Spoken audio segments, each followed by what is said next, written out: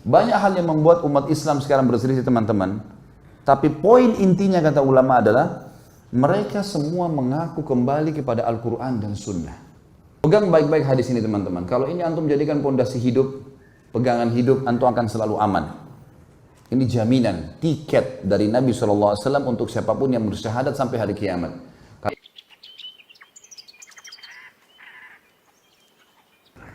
Jadi teman-teman sekalian, jangan sampai terlintas di benak antum kalau Nabi SAW ada yang beliau tidak tahu.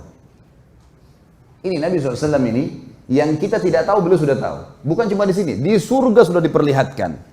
Bodohnya sebagian orang menganggap baginda Nabi SAW masih ada yang belum ditahu. Makanya mereka buat-buat ibadah yang tidak diperintahin. Tangkap nggak poin ini? Ini penting sekali.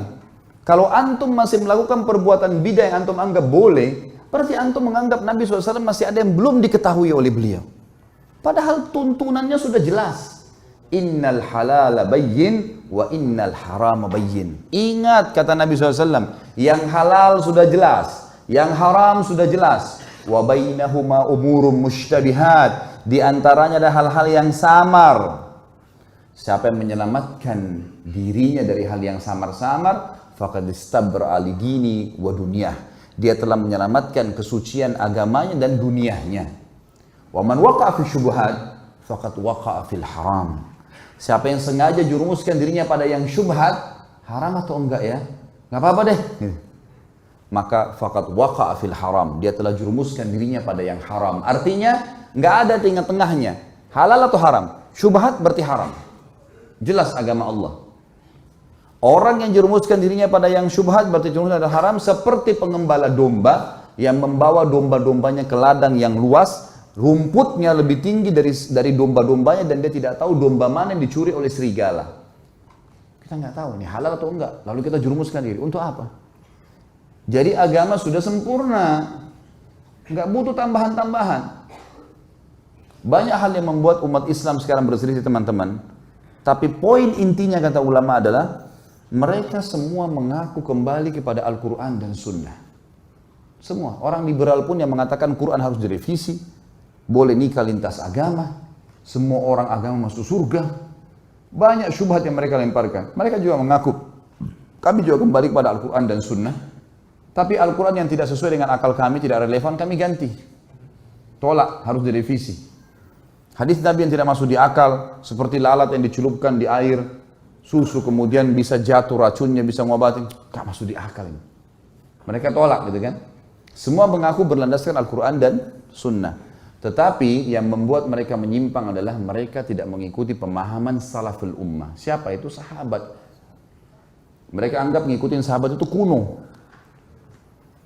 Di zaman Nabi SAW itu ya zaman Nabi, zaman sekarang beda, harus diubah. Dan itu yang dikembangkan oleh Kamal Atatürk di Turki.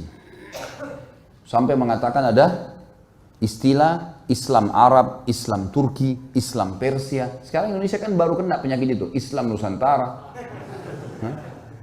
Zaman dulu sudah ada ini. Sampai Kamal Atatürk ganti azan dalam bahasa Turki.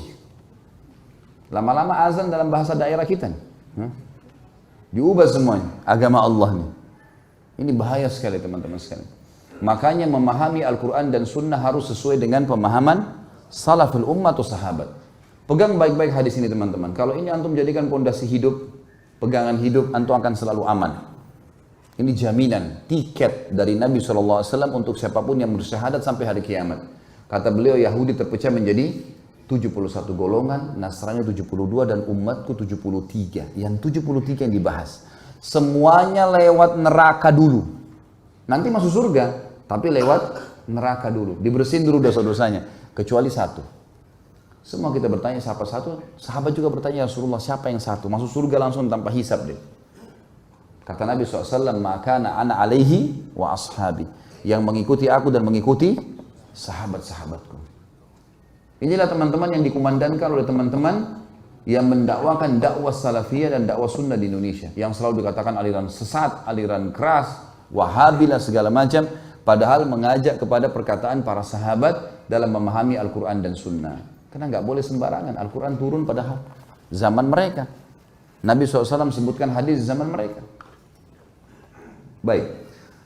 Ini yang dimaksud dengan siapa yang mentaatiku maka dia telah mentaati Allah, siapa yang bermaksiat kepada aku telah maksiat kepada Allah, dan siapa yang bermaksiat pada pemimpin yang aku tunjuk maka dia berarti telah maksiat kepada aku, dan siapa yang maksiat pada pemimpinku maka berarti telah maksiat kepada aku.